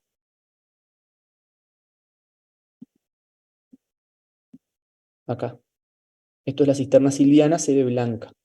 Acá, esto es una hinchazón cerebral difusa. Realmente, miren, todo el cerebro, todo el sector supratentorial, si bien es una tomografía vieja, se ve todo negro, no hay una clara distinción entre la sustancia gris y la sustancia blanca, y las cisternas de la base están borradas prácticamente. Esto es una hinchazón cerebral difusa, hemorragia meningia traumática, contusión parenquimatosas chiquitas acá, otra contusión acá. Entonces, por eso les insisto con el concepto, acá también parece haber una contusión chiquita, que la gente muchas veces lo que tiene son asociaciones lesionales. Tiene una lesión masa o una lesión primaria, que es la que más nos llama la atención, pero puede tener asociación de otras lesiones. En este caso, acá tenemos hinchazón cerebral difusa, hemorragia meningia traumática, contusiones basales temporales del lado derecho. Una pregunta. Sí. ¿La subdural es sangre entre la dura madre y la pía madre? Sí, ¿Y señor. la meningia es cuando pasa ya para adentro de la pía madre? Sí, dame un segundo que busco una imagen y te va a quedar más que claro. Te muestro solamente esa imagen y la terminamos. Bueno, o yo por lo menos creo que la terminamos.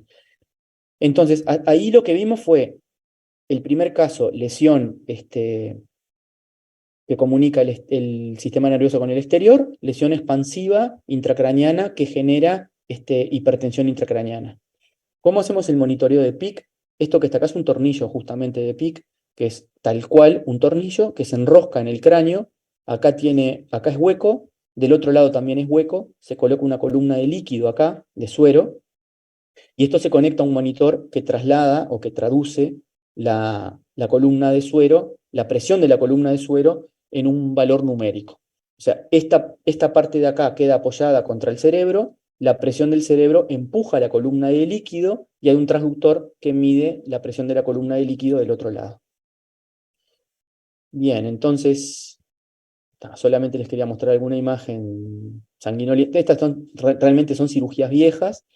Esto que está acá es el típico colgajo de trauma, es un colgajo amplio, que ven que va desde la oreja, va hacia atrás, abarca la eminencia parietal, llega hasta la línea media para exponer la mayor superficie craneana posible. Obviamente que esto se hace dependiendo del tipo de lesión. Y ahí lo que están viendo es sangre, que ahora vamos a analizar dónde está. Acá ya se levantó el hueso, se abrió la dura madre que está acá, ni bien abrimos la dura madre, encontramos la colección hemática. Por lo tanto, eso es un hematoma subdural.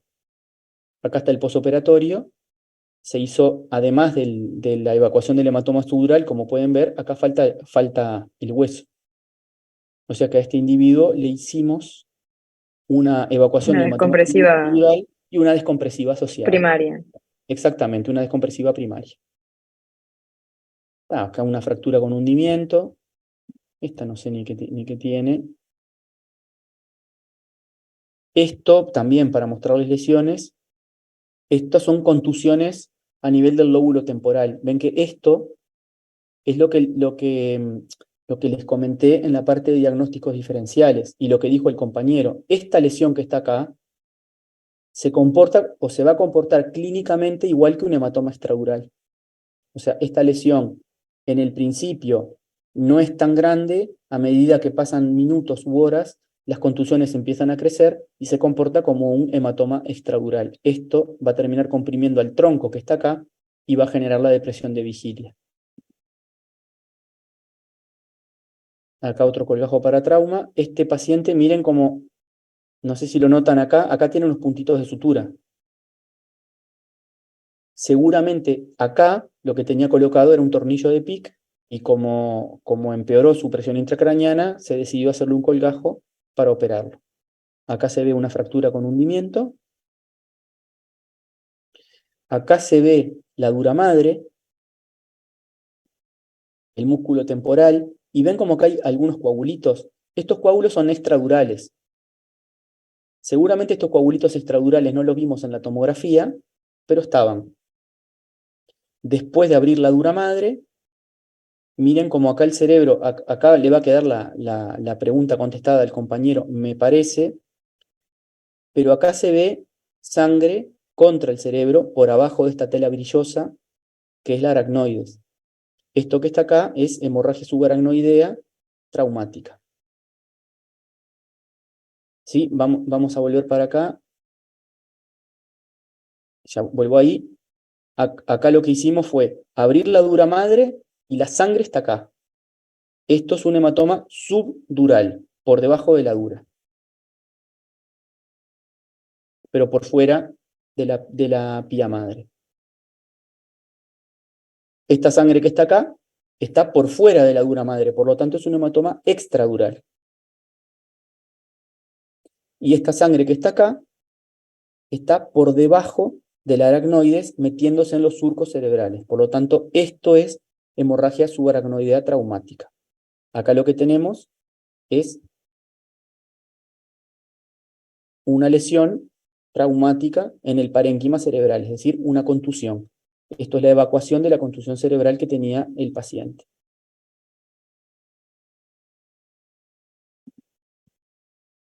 Bien, y después esto que está acá, también lo miramos desde fuera hacia adentro. Acá tiene un aumento de las partes blandas extracraneanas. A nivel del hueso no parece haber nada, pero esta no es la ventana ideal para ver si tiene o no tiene una fractura. Y cuando miramos la transición entre el hueso y el cerebro, acá hay una colección hemática, acá, acá, acá, acá, y acá se ve muy claro que esta colección tiene forma de lente biconvexo. Esto es un hematoma extradural. A diferencia de este otro, que como ven tiene forma de media luna. Este es un hematoma subdural. El hematoma subdural crece sin respetar las suturas craneanas y se amolda a la forma del cerebro. El hematoma extradural normalmente, insisto, la adherencia del hueso, de la dura madre, perdón, al hueso, lo frena en su crecimiento hacia adelante y hacia atrás y por lo tanto después empieza a crecer para adentro. Entonces, esto es un hematoma extradural. Acá está el colgajo, acá está el hueso, miren como acá hay una fractura. Seguramente esta fractura produjo una lesión de los vasos meningios que generan el hematoma extradural. Acá está levantada la tapita de hueso, la sangre, y acá está el hematoma evacuado. Bien. ¿Les quedó más o menos claro ahora cómo se ven las imágenes en tomografía? Sí, Impecable. sí. Bien, Muy bien. bien, me alegro mucho. ¿Preguntas?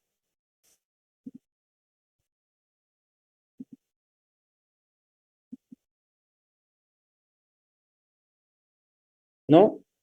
Bueno. Por ahora no. Bien, genial. Yo Pero muchas gracias. No, a las órdenes, en serio. Lo que podemos hacer, yo les puedo dejar mi mail para que, déjenme ver si tienen alguna duda.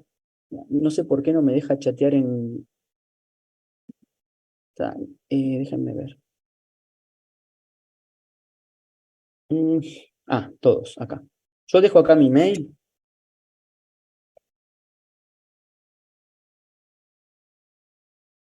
Y cualquier duda que tengan, que les surja en el correr de los días, estoy a las órdenes. Creo que acá ya fue. Ahí, fermartneuro@gmail.com. Muchas gracias. A las órdenes, un gustazo como siempre, y bueno, a las órdenes para lo que necesiten. Muchas gracias. Pasen Impecable lindo. todo. Gracias. Gracias. Gracias. Chau, chau.